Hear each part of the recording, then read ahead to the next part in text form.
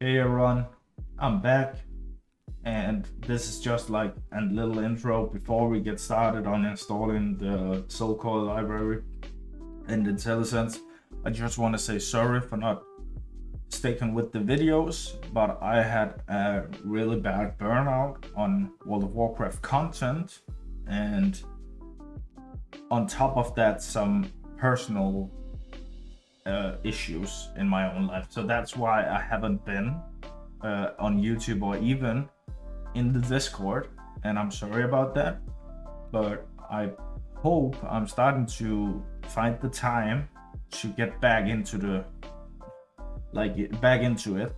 So I hope this is at least a start to getting back into new series about everything about WoW, maybe even other games.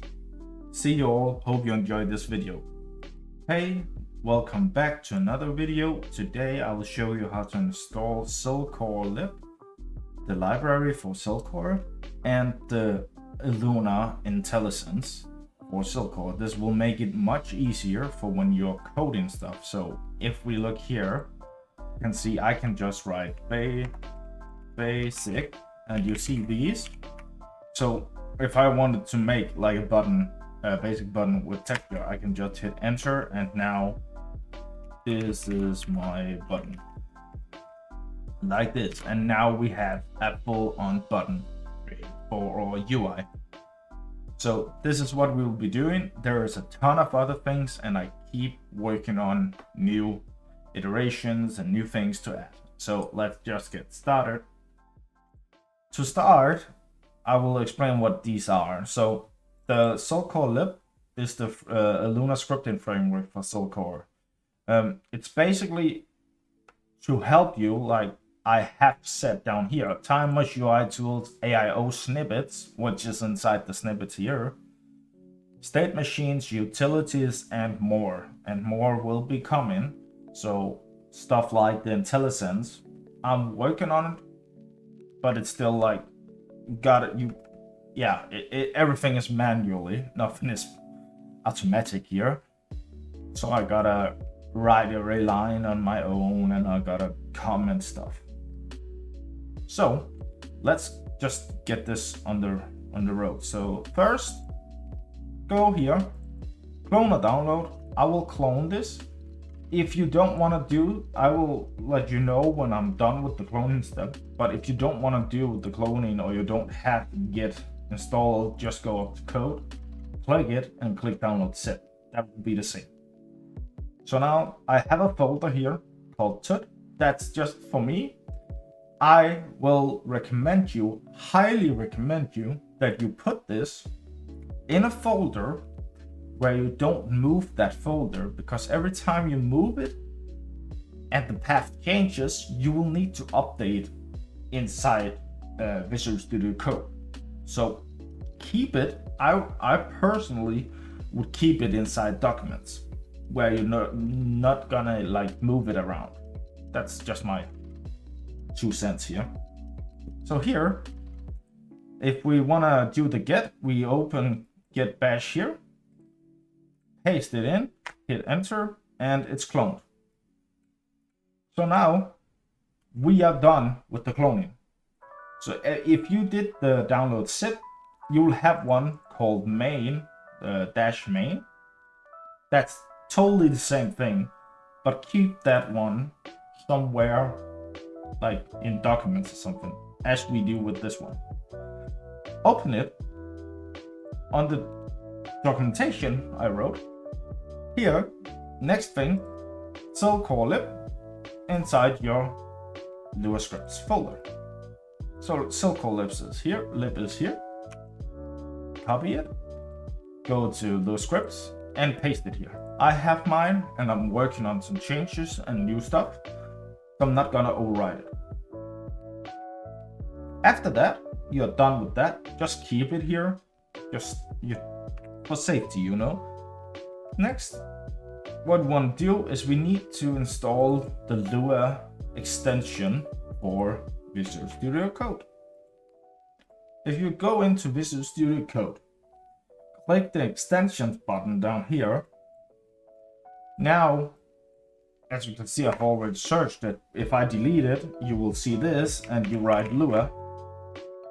When you write Lua, you will get this one. So make sure it's this one, otherwise you will have problems. So take this one, install it. For me, it's uninstalled because I have it installed, but install it. After that, restart your Visual Studio Code. Otherwise, it might not pick up that you installed a new extension for Lua. Next, we now want to set up our snippets, so what I showed at the start of the video, to make the fast code.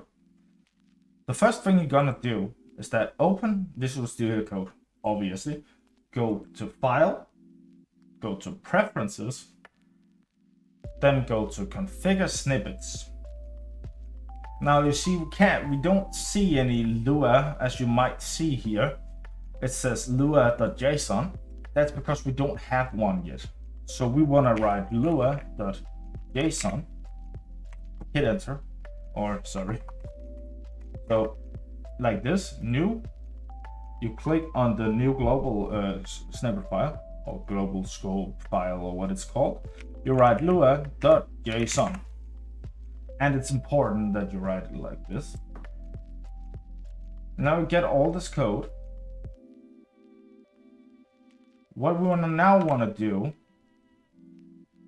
is that we want to, as you see here, you would go into your folder, the folder you took here. Then you go into snippets, you open it. I just open it with this one, Notepad++.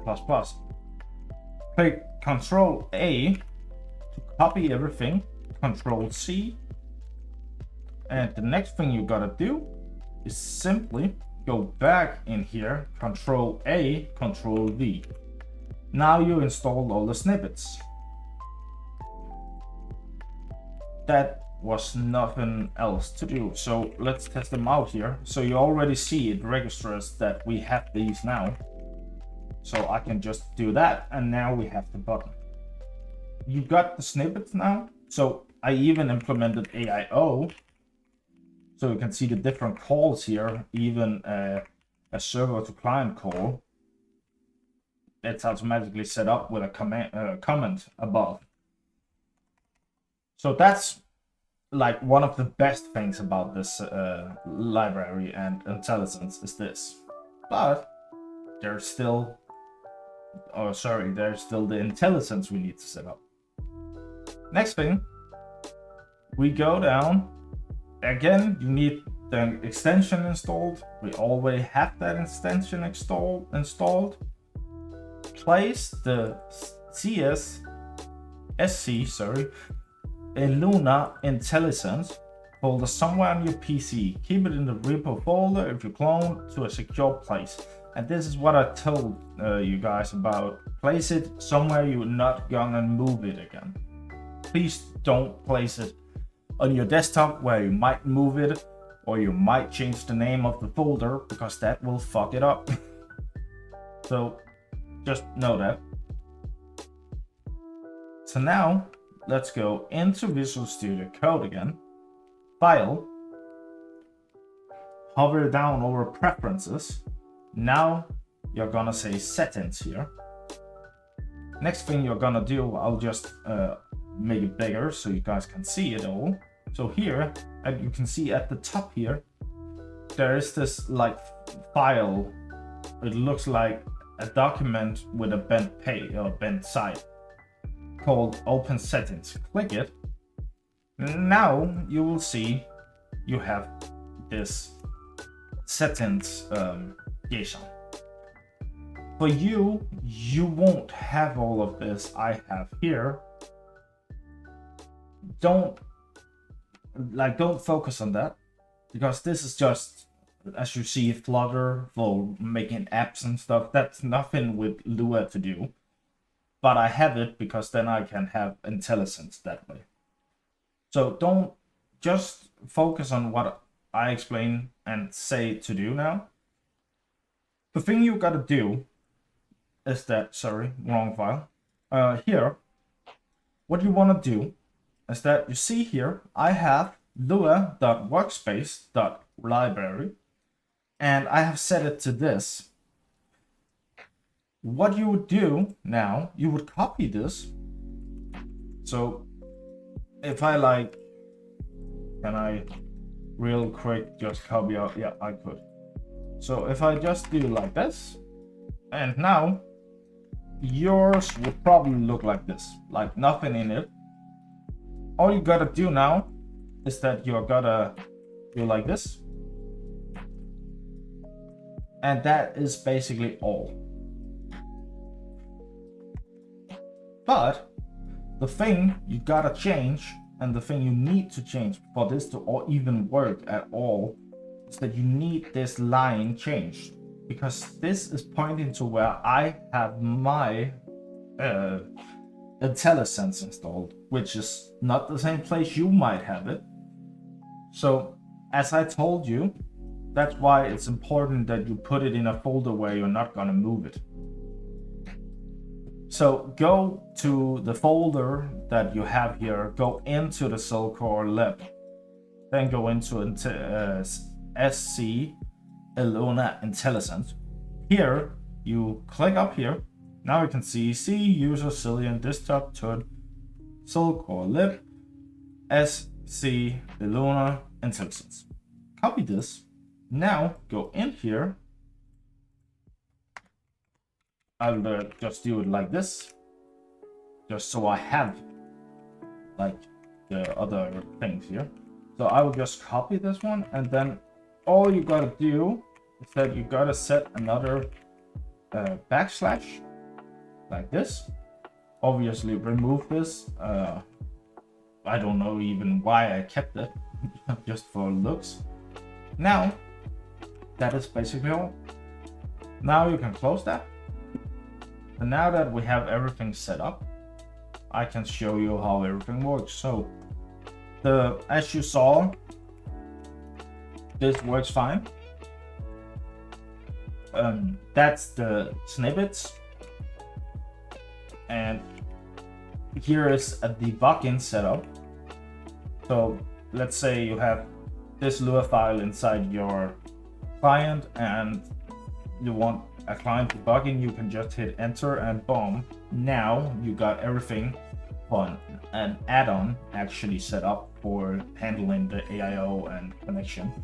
Then in the server, you would just do AIO debug server, and that's all. Now you have a connection between an add-on and the server. That's as easy as it gets, just to like give you an example of how it works.